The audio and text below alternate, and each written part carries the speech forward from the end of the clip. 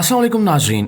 दुनिया के 3 बड़े मज़ाहिब के मानने वाले इस्लाम, ईसाईयत और यहूदियत सब हजरत आदम अलैहिस्सलाम को इंसानियत का पहला फर्द मानते हैं। और अगर वाकई इनकी कब्र दरियाफ्त हो गई है तो ये सिर्फ एक तारीखी दरियाफ्त नहीं बल्कि इंसान की असल शनाख्त, इसकी इब्तिदा और जन्नत के राजों को जानने की कुंजी बन सकती है। इस वीडियो में हम एक ऐसे सफर पर चलने जा रहे हैं जो सिर्फ जमीन के नीचे छुपी हुई सुरंगों और पुरानी इमारतों तक महदूद नहीं है बल्कि इंसान की सदियों पुरानी तलाश का हिस्सा है। तो इस वीडियो को आखिर तक जरूर देखिए क्योंकि आप ऐसे हैरत अंगेज राज जानने वाले हैं जो शायद आपने पहले कभी न सुने हों। नाज़रीन, यरूशलेम एक ऐसा शहर जो सिर्फ पत्थरों और दीवारों से नहीं बल्कि अकीदे, तारीख और रूहानियत से जुड़ा हुआ है। ये शहर दुनिया के 3 बड़े मज़ाहिब यानी इस्लाम, ईसाईयत और यहूदियत का मुकद्दस मरकज माना जाता है। यहाँ हर गली, हर इमारत और हर मकाम अपनी अलग तारीख रखता है।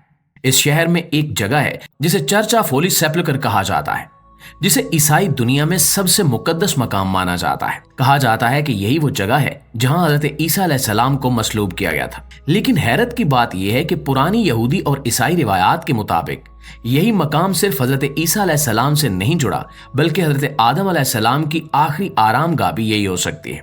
यानी इंसानियत के पहले फर्द की कब्र इसी जगह पर मौजूद है जहां बाद में हजरत ईसा अलैहिस्सलाम को मसलूब किया गया। हकीकत क्या है इस पर तो बाद में बात करेंगे, लेकिन सोशल मीडिया पर फैलती मालूमात के मुताबिक दिसंबर 2024 की एक सर्द सुबह थी जब यरूशलेम में एक सयाह जो तारीखी मकामात में दिलचस्पी रखता था इस चर्च के करीब मौजूद एक पुराने रास्ते की खोज में निकला। इस दौरान उसे जमीन में एक छोटा सा सुराख दिखाई दिया जिसे गौर से देखने पर ये एक छुपी हुई सुरंग निकली। उसने मकामी माहिरीन आसार कदीमा को इत्तला दी और जब माहिरीन ने इस मकाम की खुदाई की तो जो कुछ सामने आया वो हैरानकुन था। चर्च के नीचे एक पुरस्कार सुरंग थी जो एक बंद पुराने कमरे की तरफ जाती थी। ये कमरा आम पत्थरों का नहीं बल्कि कदीम और मखसूस अंदाज में बनाया गया था। जब इस कमरे का दरवाजा खोला गया तो अंदर एक कदीम मकबरा मौजूद था। उस मकबरे में एक ऐसा जिस्म रखा हुआ था जो हजारों साल पुराना लगता था। लेकिन हैरत की बात यह थी कि वो जिस्म वक्त के असरात से महफूज था। ना वो सड़ चुका था, ना हड्डियों में बदला था। उस जिस्म की जिल्द साफ, जिस्म मुकम्मल और चेहरा ऐसा लगता था जैसे कोई सो रहा हो। इस तरह की हिफाजत सिर्फ आम इंसानों के बस की बात नहीं है, जैसे किसी खास ताकत ने इसे जमाने की गर्दिश से बचा रखा हो। इस दरियाफ्त ने तहकीक करने वालों को चौंका दिया और तारीख की एक नई खिड़की खोल दी। दोस्तों, इस रिपोर्ट के मुताबिक इस पुरस्कार कमरे में मौजूद मकबरा सिर्फ एक आम कब्र नहीं थी।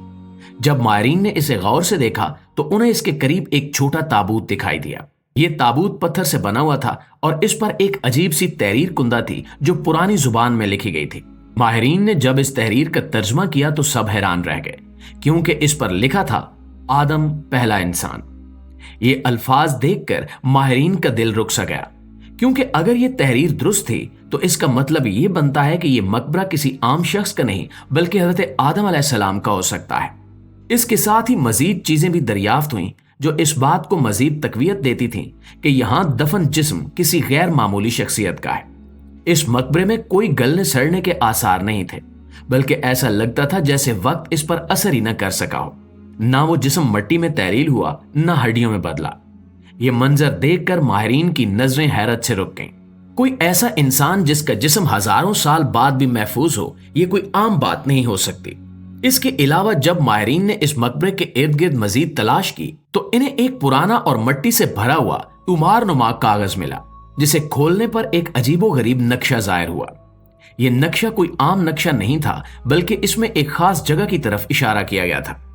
शुरू में सब ने यही समझा कि यह नक्शा यरूशलेम के किसी खुफिया हिस्से की तरफ जाता है, लेकिन जब तहकीक की गई तो मालूम हुआ कि यह नक्शा यरूशलेम की तरफ नहीं बल्कि अफ्रीका के एक नामालूम मकाम की तरफ इशारा कर रहा था। यह वही इलाका था जिसके बारे में बाज पुरानी रिवायात में जिक्र आया है कि हजरत आदम अलैहिस्सलाम को यहीं पर जमीन पर उतारा गया था। प्यारे साथियों, इससे एक नई बहस ने जन्म लिया कि शायद जन्नत जिसका जिक्र आसमानी किताबों में बार बार आया है वो जमीन पर ही कोई छुपी हुई जगह थी।